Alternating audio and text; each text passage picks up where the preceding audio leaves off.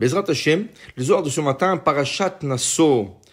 Il dit ici, Rabbi Abba, il nous enseigne, Patar, il a ouvert, il nous enseigne que le soir, c'est le temps de Hesed.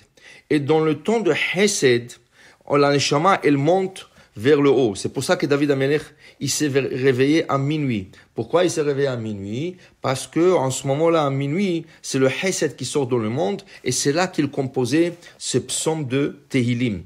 Alors maintenant, explique Rabbi Abba, Tahazé, viens voir, je t'enseigne.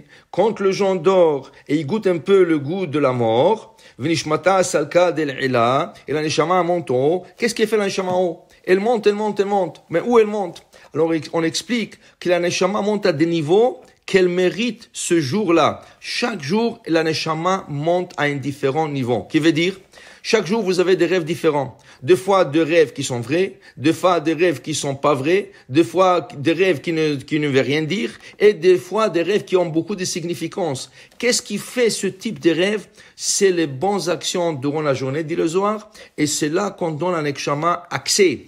Plus que tu as fait de bonnes actions en journée, plus que tu as accès à des hauts niveaux, et plus que tes rêves, ils sont vraiment une prophétie, 1/60 d'une prophétie. Alors il dit ici, tout dépend de la parole de la personne durant cette journée. Il dit ici le Zohar, Rabbi Abba, il dit ici, quand la personne a parlé de bonnes choses, qu'est-ce que c'est de bonnes choses? Elle a fait des prières, elle a parlé de Torah, elle a parlé de Ma'asim Tovim. Tout ça, kol mila ve mila denafik mipume, chaque mot qui sort de sa bouche, right? Et c'est vrai, elle monte, c'est ça? Elle monte dans un des endroits et elle attend. Et après, vient la personne, la neshama de la personne le soir quand elle dort, et elle sort du corps, et elle se dirige vers l'endroit de ce mot qui ont été placés, et c'est ça une offrande que la personne emmène devant Kadosh Baruch Hu, Kameh Kuchab Malkameh Malka, devant le roi. Alors imaginez-vous, si c'était plein de prières, plein de bons mots, alors dans ce cas, cette personne a le mérite d'offrir un beau cadeau au roi, Melech Malchem HaKadosh Baruch Hu, et là où il se trouve, elle voit des visions, et c'est des prophéties. La personne, le matin, il est plein de bons rêves, plein de bonnes prophéties. Mais si chas v'shalom, v'chad aimila la vikit kayaout, si c'est pas de bons mots, c'est de la shonara, c'est la médisance, c'est ça. Et il dit ici, aimila salka la tar de salka.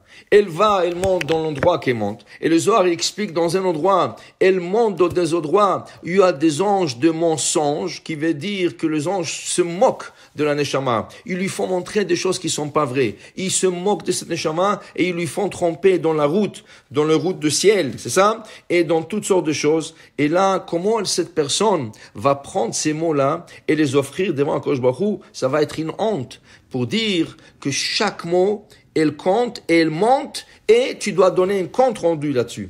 Et c'est pour ça que le Navi Micha, dit le Zohar, il dit,